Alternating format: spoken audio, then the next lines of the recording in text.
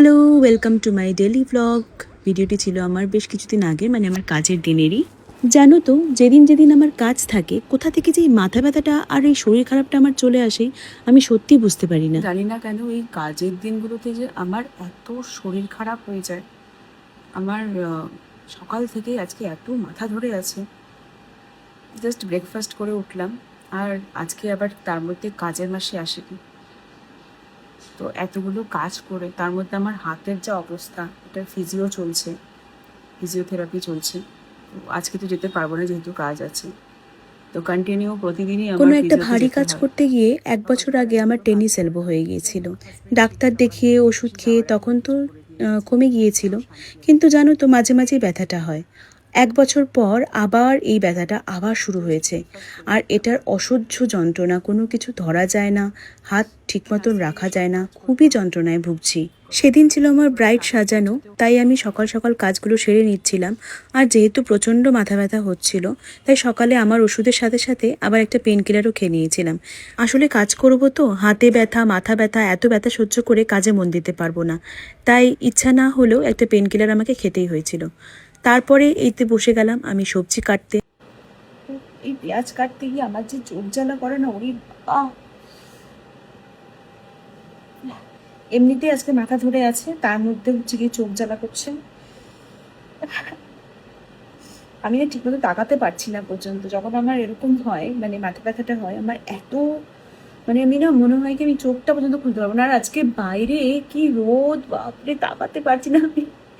আমি যখন স্টুডিওতে যাব, মানে ভর দুপুর বেলা, তখন একদম এত মাথার মধ্যে একদম রোদ পড়ে থাকবে, আমার মাথা ব্যথা যেন তার আগে যেন কমে যায়। আমি ভগবানের কাছে প্রার্থনা করছি।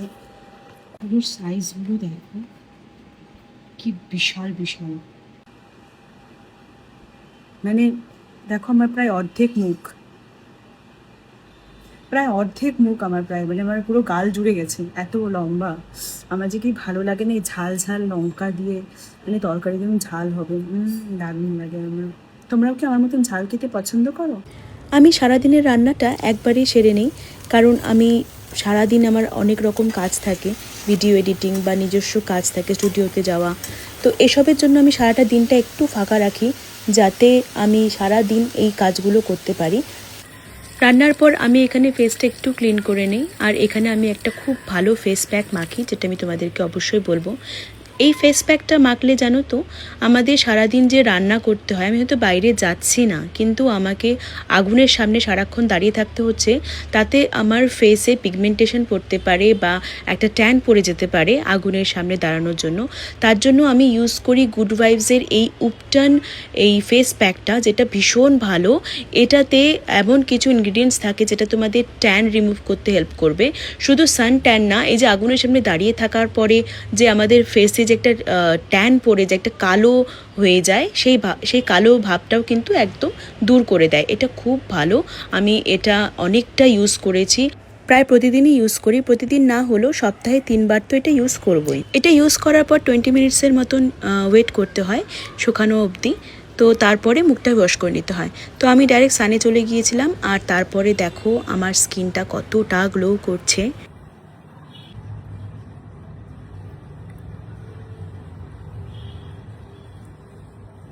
এই ফেস প্যাকটা ভীষণ ভালো, যদি তোমরা কেউ নিতে চাও তাহলে আমাকে কমেন্ট করো, আমি লিঙ্কটা দিয়ে দেবো।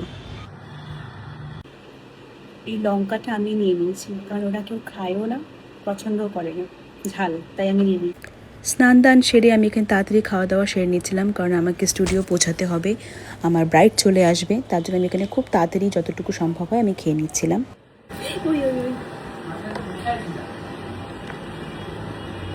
সেদিন আমি একটা পিঙ্ক আউটফিট পরেছিলাম, কারণ আমার একটা শ্যুট ছিল যেখানে পিঙ্ক পরলে ভালো লাগতো, তাই সেদিন আমি পিঙ্ক আউটফিটটাই পরেছিলাম। আর আমি এখানে শ্যুট করতে করতে আমার হাজব্যান্ডও চলে এসেছিল, তো আমার খুব ভালো হয়েছিল যে আমাকে এই রোদের মধ্যে হেঁটে হেঁটে অন্ততপক্ষে স্টুডিও যেতে হবে না, ও আমাকে পৌঁছে দেবে। সো এই ছিল আমার সেদিনের ভিডিও। তো কেমন লাগলো তোমাদের অবশ্যই জানিও, ভালো লাগলে লাইক শেয়ার কমেন্ট করে দিও, and thanks for watching my video. By.